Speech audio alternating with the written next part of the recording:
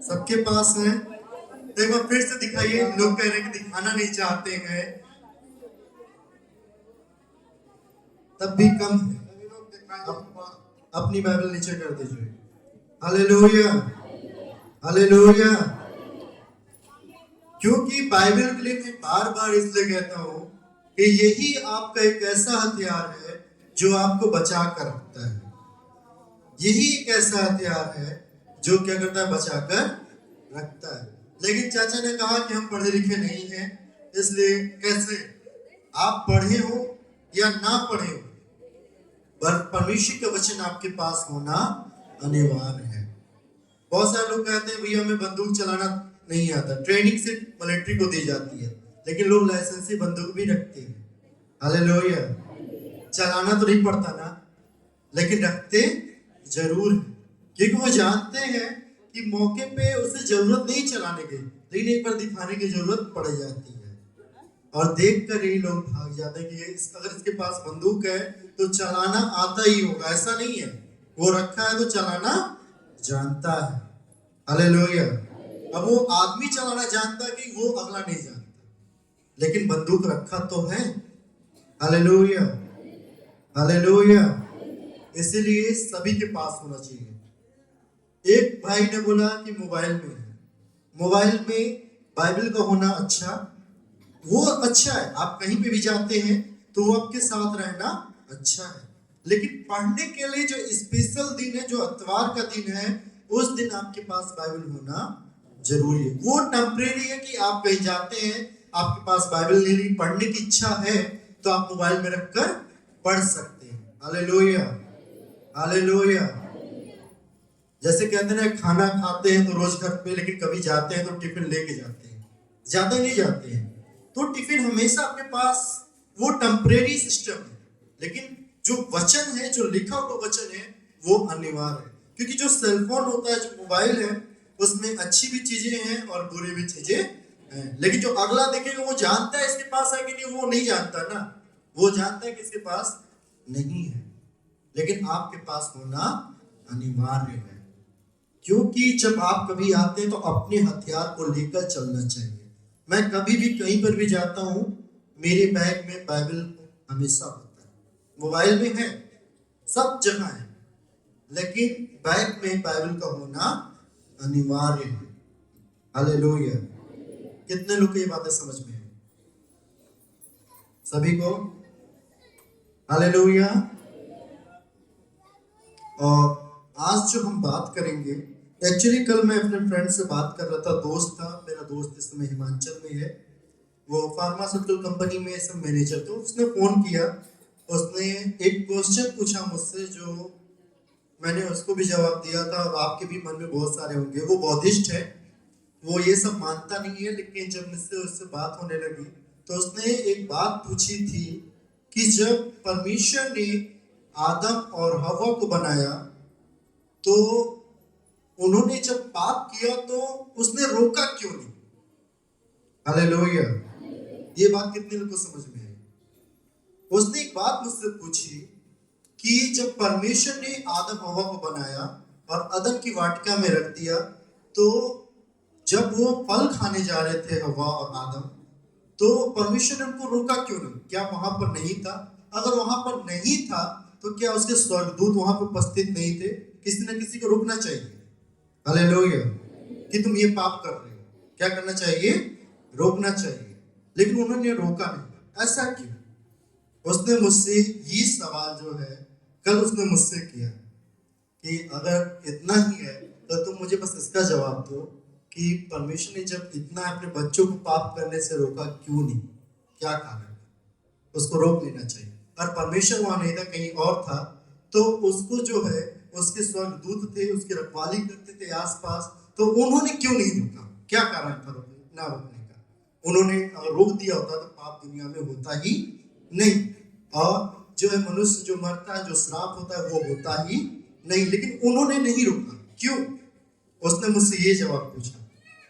तो परमेश्वर से भी मैंने यही बात पूछा कि ये बात तो सच है, एक मैं प्रचार करता हूँ और सबकी जवाब का देना अनिवार्य है, क्योंकि वो तो इस बात को नहीं मानते हैं वो संसारिक है, लेकिन जब हमें बताना, किसी की जवाब को देना अनिवार्य है। जब आप परमेश्वर के भवन में आते हैं तो आपसे बहुत सारे सवाल पूछे जाते हैं, तो इस सब का जवाब आपको देना अनिवार्य है। तो मैंने यही बात परमेश्वर से भी पूछा था, परमेश्वर ने एक वचन दिया था। तो पहला जो है कि परमेश्वर ने किसी को बांध कर नहीं रखा, किसी को अपने अंदर बांध कर नहीं रखा कि तुम ये मत करो, वो मत करो। वो सबको फ्रीडम दिया, सबको आजादी दी। क्या दिया? आजादी दिया। Hallelujah, hallelujah. परमेश्वर ने सबको आजादी दे दी, सभी लोगों को। ये नहीं कहा कि तुम, एक बच्चा जब होता है, जब तक छोटा होता है तब तक माँ बाप कहते हैं कि बेटा ये गलत है, ये चोरी है, इसे मत करना। लेकिन जब वो धीरे धीरे बड़ा होने लगता है तो वो कहते हैं बेटा ये गलत है, इसे मत करना। लेकिन वो खुद उसके आगे पीछे नहीं रह सकते। रह सकते हैं? नहीं। वो अपने मन का मालिक खुद हो जाता है। लेकिन जब आप उसके चारों तरफ बांध कर रखते हैं तो उसे वो आजादी नहीं मिलती है। Hallelujah, hallelujah. जब परमेश्वर ने आदम और हवा को बनाया तो एक आदेश दिया कि इस बगीचे जो अदन की वाटिका में 2 वृक्ष लगाए। ऐसा नहीं है, सारे वृक्ष लगाए। और उसमें लगाने के बाद एक बात बोली, आदेश दिया तुम सारे वृक्ष के फल खाना। क्या करना? सारे वृक्ष के फल खा सकते हो, लेकिन जो बीच में जो 2 पेड़ हैं, अदन की वाटिका के बीच में जो पेड़ है, उनके फल कभी खाना नहीं। ये बात परमेश्वर ने उनको कहा। क्या कहा? कि सभी वृक्ष के फल खा सकते हो, लेकिन वो 2 पेड़ के वृक्ष के फल मत खाना। एक जो बुद्धि और ज्ञान का था, और एक पेड़ था जीवन का, अनंत जीवन का। Hallelujah, hallelujah. परमेश्वर ने यही बोला कि तुम उस दोनों फल को, उन दोनों के फल को मत खाना। अगर तुम जीवन के वृक्ष को खाते हो तो अनंत जीवन हो जाओगे। क्या हो जाओगे? अनंत जीवन पा सकते हो। तुम्हें कोई जरूरत नहीं, मरने की कोई जरूरत नहीं। अनंत जीवन तुम्हें परमेश्वर दे देगा। और दूसरा जो वृक्ष था वो क्या था? बुद्धि और ज्ञान का था। क्या था? बुद्धि और ज्ञान का था। तो परमेश्वर ने उनको भी ये बात पहले ही बता दी कि बेटा ये सब करना नहीं, क्या ये सब गलत है। हालेलुया। और एक बात ये भी कहा, अगर तुम फल को उस दिन, जिस दिन खाओगे उस दिन तुम क्या करोगे? मर जाओगे। Hallelujah, hallelujah. जब परमेश्वर ने इस बात को आदेश में क्या किया? दे दिया। क्या दिया? आदेश दे दिया। हालेलुया। तो ये जो आदेश दिया, और सबसे बड़ी बात होती है किसी को फ्रीडम में रखना अनिवार्य नहीं है। या उसको क्या करें, वहां पे किसी को बैठा के रख दे कि देखो अब ये फल खाने मत देना, कोई भी पेड़ को फल खाने मत देना। ये तो बंधन की बात होगी, आजादी वहां पे नहीं है। परमेश्वर ने आजादी दी। क्या दिया? आजादी दी। तुम सारे वृक्ष के फल को खा सकते, तुम्हें कोई रोकने टोकने वाला नहीं है। स्वर्ग दूत भी रोकने वाले नहीं मिलेंगे, तुम जो चाहो वो करो। Hallelujah, hallelujah. लेकिन यहां पर शैतान जो है वो बहकाता है। क्या कहता है? शैतान बहकाता है। अब शैतान कौन है ये आप जानते हैं। जब किसी के 2 लड़के होते हैं, अगर झगड़ा होता है तो अगला आदमी सोचता है यार इसके घर को बर्बाद करो। क्या करो? इसके घर को बर्बाद कर दो, इसके घर को क्या करो? बर्बाद करो। जब शैतान इस दुनिया में जब नीचे गिराया गया तो वो भी कहीं और नहीं था, वो स्वर्ग से नीचे फेंक दिया गया। कहां फेंक दिया गया था? नीचे। यहां जब आया तो वो इस बात को जानता था। जब शैतान ने बहकाने की कोशिश की, क्या की? बहकाने की कोशिश की। पहले आदम को बहकाया। आदम ने कहा नहीं, हम ऐसा नहीं कर सकते, ये परमेश्वर के वचन के खिलाफ, परमेश्वर की आज्ञा के खिलाफ है। Hallelujah, hallelujah. जब शैतान आदम हवा के पास गया, और शैतान को भी बात करने के लिए कोई ना कोई शरीर की जरूरत थी, तो उसने सांप के अंदर काम किया। किसके अंदर? सांप के अंदर। अब ये बात उठेगी परमेश्वर ने जब सांप को क्यों बनाया, तो ऐसा नहीं, सांप भी बहुत अच्छा है, क्योंकि किसान का सबसे अच्छा दोस्त सांप होता है। पता है? हालेलुया। परमेश्वर ने सबको बनाया, उस किसी न किसी का मकसद है। अगर आपको बनाया तो उसका भी मकसद है, पेड़ पौधों को बनाया तो उसका भी मकसद है, और सूरज को बनाया तो उसका भी कोई ना कोई काम है। हालेलुया। सांप और जो केचुए होते हैं, ये मिट्टी को भुरभुरी बनाते हैं, नमी। जैसे आप खाद डालते हैं, जब सांप और केचुए और जो चूहे होते हैं बिल के अंदर रहते हैं तो मिट्टी को भुरभुरी बनाते हैं, पता है? हालेलुया। ये एग्रीकल्चर के जो डिपार्टमेंट के लड़के हैं वो जानते हैं। सांप केचुए और जो चूहे होते हैं मिट्टी को भुरभुरी बनाते हैं ताकि उपज आपकी बहुत अच्छी हो। हालेलुया। तो शैतान जो है सांप के अंदर घुसकर बात करने लगा। तो उस समय सारे जानवर, और आपको पता होगा पहले सांप का भी पैर होता था लेकिन अब नहीं है, पहले होता था, क्योंकि इसकी किताब में लिखी हुई हर एक चीज है कि जब सांप पेट की बढ़ चलने लगा तो उसके पैर जो है धीरे धीरे खत्म हो गए। हालेलुया। तो सांप जो है आदम के पास गया, आदम ने मना किया। हवा के पास गया तो हवा वहां पर बैठी हुई काम करती, तो उसने कहा कि हवा, जिस दिन तुम ये फल को खाओगी तुम परमेश्वर के बराबर हो जाओगे। हालेलुया। यही बात सांप ने आदम को भी कहा कि जिस दिन तुम फल को खाओगे परमेश्वर के बराबर हो जाओगे। बाइबल में तुल्य लिखा है, बाइबल में जो है तुल्य, तुल का मतलब क्या है? इक्वल, बराबर होना। तो हवा के मन में लालच सबसे बुरी भला है, तो उसके मन में ये बात तो सच है कि परमेश्वर के हाथ से झूठ बोला होगा कि तुम जिस दिन इस फल को खाओगे उस दिन मर जाओगे। जब ये बात हवा को पता चली तो हवा ने सोचा कि परमेश्वर ने उसे आत्मिक जीवन में मरने की बात कही। किस जीवन में? आत्मिक जीवन। हालेलुया। लेकिन शैतान जो है उसे मारने के चक्कर में पड़ा था। हालेलुया। वो चाहता था कि मैं इस परमेश्वर के जो बेटे बेटियां हैं मैं इनको उससे क्या करूं? अलग कर दूं। क्या कर दूं?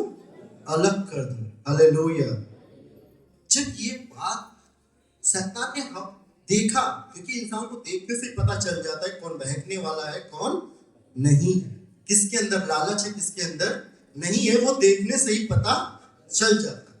सांप एक बार बोला होगा, 2 बार बोला होगा, तीसरी बार हवा के मन में आया ये फल देखने में बहुत अच्छा है, परमेश्वर ने हमसे झूठ बोला कि हाँ सही बात है कि अगर हम खा लेंगे तो उसके बराबर हो जाएंगे तो उसकी कोई इज्जत नहीं होगी। लेकिन परमेश्वर ने कहा जिस दिन खाओगे उस दिन क्या करोगे? मर जाओगे। हालेलुया। हालेलुया। जब हवा ने वो फल तोड़कर खाया उसी के बाद वो वहां पर आत्मिक जीवन में मर गए। कहां पे? उसी समय आत्मिक जीवन में मर गए। हालेलुया।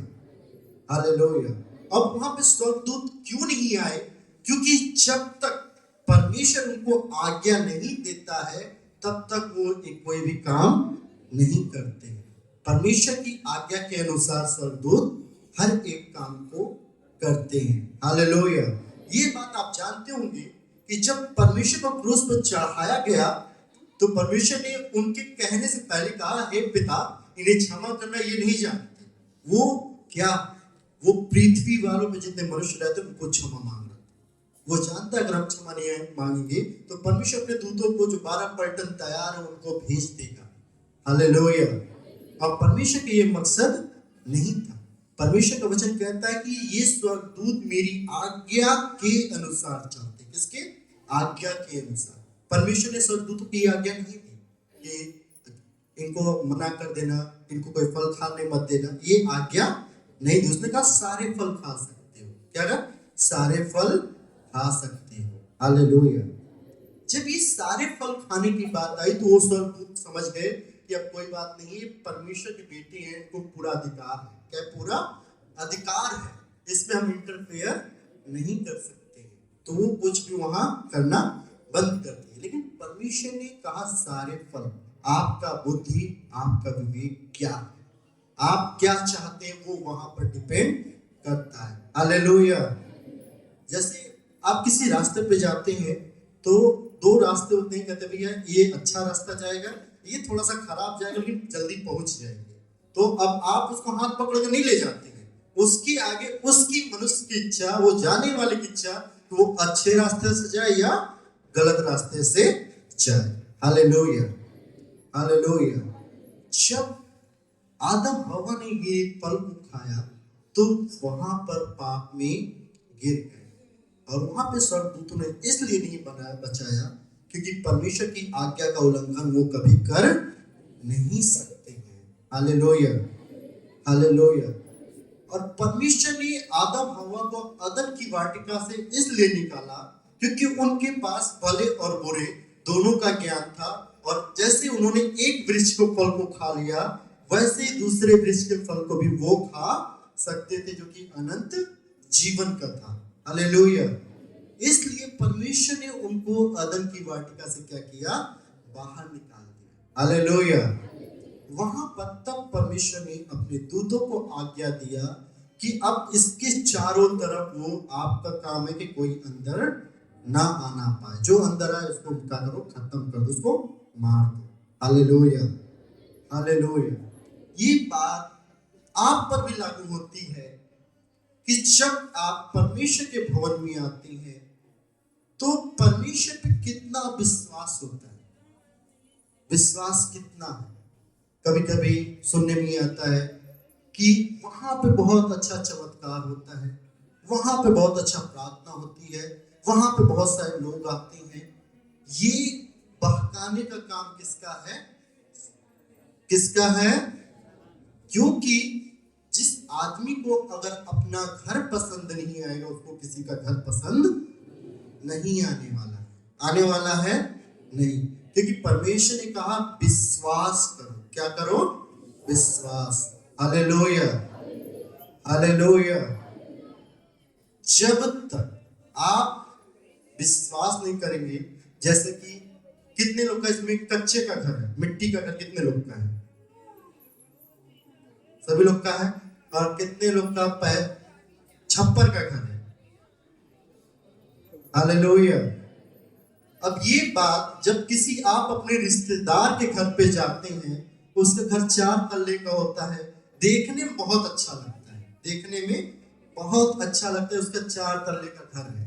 लेकिन जब आप उस घर में रहते हैं लेकिन वो सुकून नहीं मिलता। भलो से ही अगर आपका मिट्टी का घर है, लेकिन विश्वास होगा तब हमारा घर बहुत अच्छा है, मिट्टी का है लेकिन अच्छा है क्योंकि अपना है। Hallelujah, hallelujah. लेकिन वहां पे कभी कभी मन भटकता है, उनका घर बहुत अच्छा है। क्या है? उनका घर बहुत अच्छा है। लेकिन जिस इंसान को अपने में ही थोड़े में खुशी है वो बहुत खुश है। Hallelujah, hallelujah. बहकाने का काम शैतान का होता है, लालच लाने का काम शैतान का होता है, दौड़ाने का काम शैतान का होता है। परमेश्वर ने ये नहीं कहा कि तुम मुझे पाने के लिए 50 किलोमीटर दूर जाओ, तुम मुझे पाने के लिए 1000 किलोमीटर दूर जाओ, कि उसने कहा कि मैं तुम्हारे अंदर वास करता हूँ। Hallelujah, hallelujah. लेकिन एक बात उसने जरूर कही कि तुम्हें क्या करना है, पवित्र दिन को पवित्र मानना है। क्या करना है? पवित्र दिन को पवित्र मानना है। छोड़ दीजिए, आप उनको देखिए मत। Hallelujah, hallelujah. वो जब आप किसी भी वचन को ध्यान से सुनेंगे तो उसका काम ही है बहकाने का। ना आप सुनेंगे ना आप जानेंगे। हालेलुया। जब आप पवित्र दिन को पवित्र मानेंगे तो बहुत परमेश्वर में बढ़ते जाएंगे। Hallelujah, hallelujah. मैं चाहूंगा इनको थोड़ा सा बाहर कर दिया जाए क्योंकि डिस्टर्बेंस कर रही है। हालेलुया। इनको थोड़ा बाहर कर दीजिएगा। Hallelujah, hallelujah. और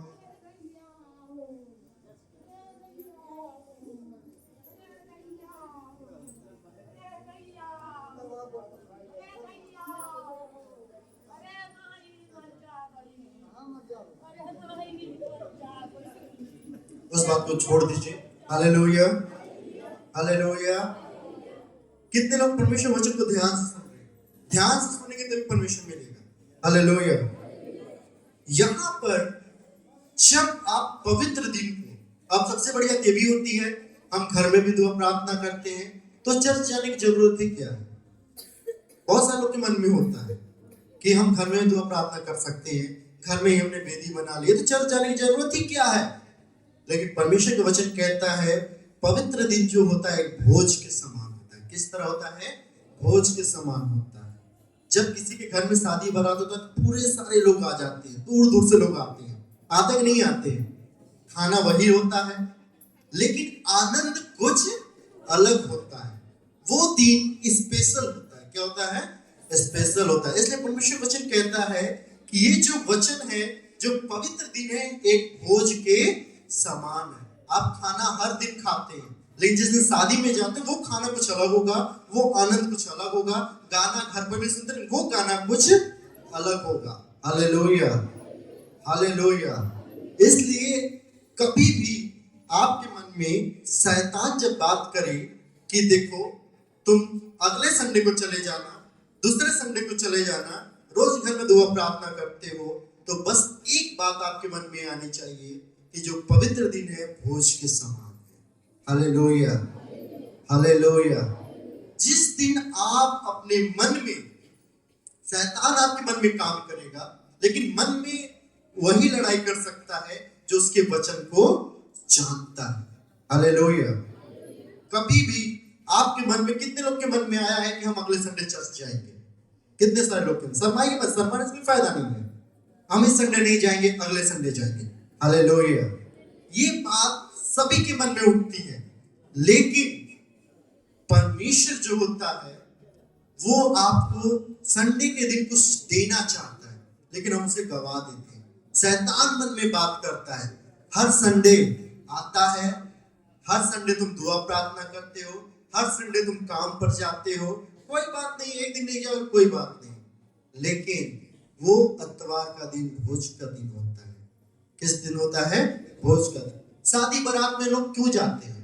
आप लोग शादी बारात में क्यों जाते हैं? रिश्तेदारों के घर जानते हैं क्यों जाते हैं? बताइए, सभी लोग बताइए। सभी लोग शादी बारात में गए, सभी के रिश्तेदार में शादी पड़ी है, सभी लोग गए, क्यों जाते हैं? खाने की बात नहीं है, एक मकसद उसका होता है शादी में जाने का। हालेलुया। कितने लोग शादी बारात में गए? जहां तो सभी लोग गए होंगे, ऐसा नहीं है कोई जो ना गया हो, सभी लोग गए। हालेलुया। शादी बारात, जब किसी लड़के या लड़की की शादी होती है तो लोग का जाने का मकसद होता है पहले उनके हाथ में काम, उनके काम में हाथ बटाना, मिलजुल के हर एक काम करना। जिस दिन शादी होती है उस दिन सबके सामने सब लोग आशीर्वाद भी मन में देते कि इनका घर बना रहे। क्या रहे? बना रहे। और आप अपनी तरफ से लेके भी जाते हैं कि मैं अपनी तरफ से इस बेटी को आशीर्वाद दे रहा हूं। क्या जो होता है, चाहे आप कोई होता है जो ज्यादा रिश्तेदार जो करीब में होता है, वो चाहे जो भी हो, बेड दे दिया, फ्रिज दे दिया, हर एक चीज देता, वो एक आशीष होती है। क्या होती है? आशीष होती है। देते नहीं देते हैं लोग, वो आशीष के तौर पे आप देते हैं, उसका मकसद होता है देने का। मैं इस बेटी को अपनी तरफ से दे रहा हूं, आशीष दे रहा हूं। क्या दे रहा हूं? आशीष दे रहा हूं। जिस घर में जाए उस घर में इसको कोई चीज की कमी ना हो। Hallelujah, hallelujah. कितने लोग को ये बात समझ में आई? सभी को समझ में आई? Hallelujah, hallelujah. जब आप वहां जाकर आशीष देते हैं और एक क्या बोलते गवाह बनते कि इस लड़की की, इस बेटी की शादी हमारे सामने हुई है, हजार लोग के सामने हुई है, उसका गवाह बनते हैं। क्या बनते हैं? गवाह बनते हैं। बनते नहीं बनते हैं, सभी लोग बनते हैं। इस बेटी की शादी हमारे सामने, हमारे खुशी से हुई है, इसलिए मैं इसे क्या कहता हूँ, खुशी से आशीष भी देना उचित समझते हैं। जानते हैं? देते नहीं देते? किसी के पास नहीं रहा तो वो पैसे जाकर लिखवा देते, कहते भैया ये मेरी तरफ से क्या है? न्योता है। Hallelujah, hallelujah. ये जो पवित्र दिन है आपका, ये आशीष का दिन है। क्या है? आशीष का दिन है। हर एक दिन आप घर पे दुआ प्रार्थना कीजिए, वो अच्छा है, लेकिन पवित्र दिन के दिन चर्च में अवश्य जाइए। हालेलुया। जिस तरह जब किसी भोज में, किसी बारात में जाते हैं, खुशी के साथ जाते हैं, तो खुशी के साथ जाइए, किसी के सामने दुख के साथ मत जाइए। Hallelujah, hallelujah. अगर आप परमेश्वर से मुलाकात करने के लिए दूर दूर से आ सकते हैं, और तो क्या परमेश्वर खुश नहीं होगा? होगा। मैं देख रहा था, जब अभी दुकान पे हम जाते हैं या क्लिनिक पे जब जाते हैं, देखते हैं बहुत सारे लोग भक्त जो हैं। एक विकलांग भक्त को मैंने देखा जो एक हाथ से साइकिल चलाते हुए वो उज्जैन से आ रहा था, कानपुर के आगे है ये, सॉरी प्रयागराज, इलाहाबाद से जा रहा था अयोध्या। ये देख के इनकी भक्ति कितनी है कि इन्होंने ये नहीं देखा कि हमें क्या, वो बस उनका एक मकसद है, हमें अपने भगवान से मिलना है। हालेलुया। हाले और भी इतनी कड़ाके की ठंडक कि कुछ कहने को नहीं, इस ठंडी में कोई बाहर ना निकले, लेकिन वो साइकिल चलाकर पैदल रेंगते हुए वो क्या कर रहे हैं, जा रहे। वो भक्ति कितनी हो सकती है? क्या वो आपसे ज्यादा है? आप कितना मेहनत करते हैं परमेश्वर से मिलने के लिए? कितना मेहनत करते हैं? और उनके आगे मेरी भी भक्ति कुछ नहीं है, क्योंकि जितना वो मेहनत करते हैं परमेश्वर से मिलने के लिए, मैं भी मेहनत नहीं करता। क्योंकि उनकी मुझे सोच के डर बहुत लगता है कि यहाँ से 60 किलोमीटर, उनका कितना किलोमीटर, कितना दिन से पैदल चल रहे हो।